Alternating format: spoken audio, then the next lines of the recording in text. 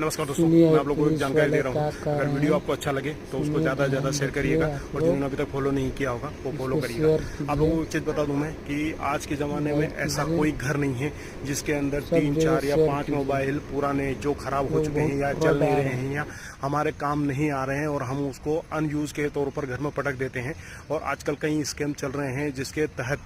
आपको लोग आएंगे और पुराने मोबाइल से जीरा ले लो, ये फलाना ले लो या वो चीज़ ले लो या ये चीज़ ले लो, वो करके आपसे मोबाइल ख़रीद के ले जाएंगे। वो उस मोबाइल को ख़रीदने के बाद में उससे वाईफाई लगा के